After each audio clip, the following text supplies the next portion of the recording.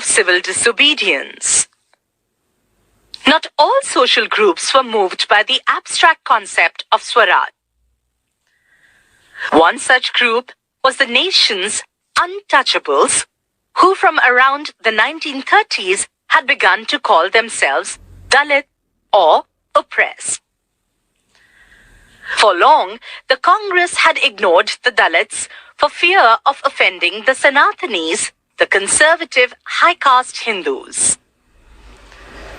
But Mahatma Gandhi declared that Swaraj would not come for 100 years if untouchability was not eliminated. He called the untouchables Harijan or the God, organized satyagraha to secure them entry into temples and access to public wells, tanks, roads, and schools. He himself cleaned toilets to dignify the work of the Bhangi, that is the sweepers, and persuaded upper castes to change their heart and give up the sin of untouchability.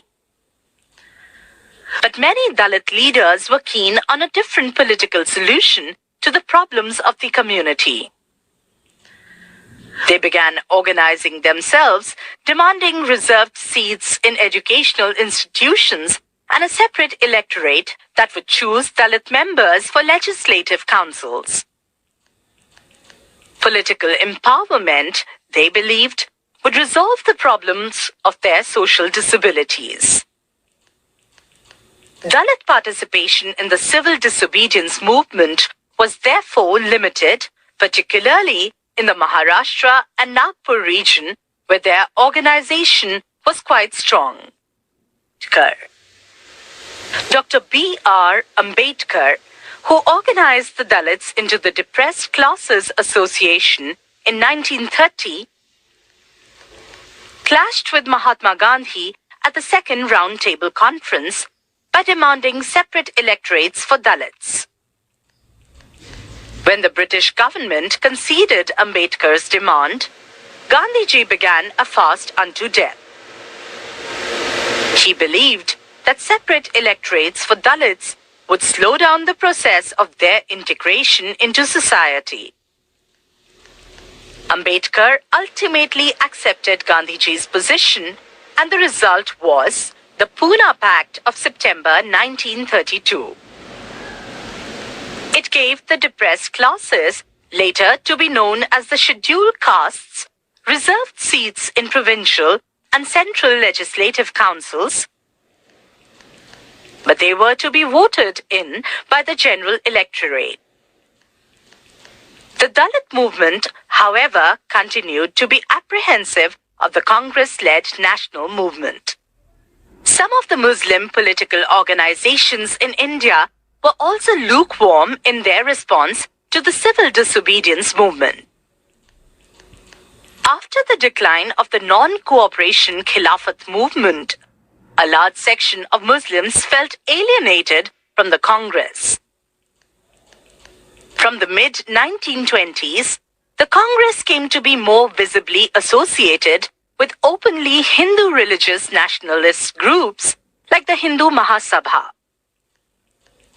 As relations between Hindus and Muslims worsened, each community organized religious processions with militant fervor, provoking Hindu-Muslim communal clashes and riots in various cities. Every riot deepened the distance between the two communities. The Congress and the Muslim League made efforts to renegotiate an alliance, and in 1927 it appeared that such a unity could be forged. The important differences were over the question of representation in the future assembly that were to be elected. Muhammad Ali Jinnah, one of the leaders of the Muslim League, was willing to give up the demand for separate electorates if Muslims were assured reserved seats in the Central Assembly and representation in proportion to population in the Muslim-dominated provinces of Bengal and Punjab.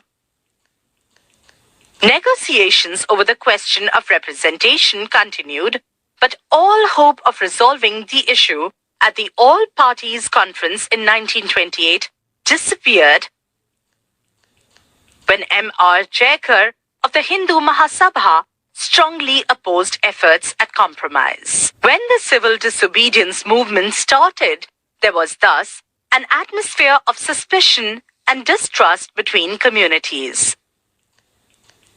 Alienated from the Congress, large sections of Muslims could not respond to the call for a united struggle. Many Muslim leaders and intellectuals expressed their concern about the status of Muslims as a minority within India. They feared that the culture and identity of minorities would be submerged under the domination of a Hindu majority.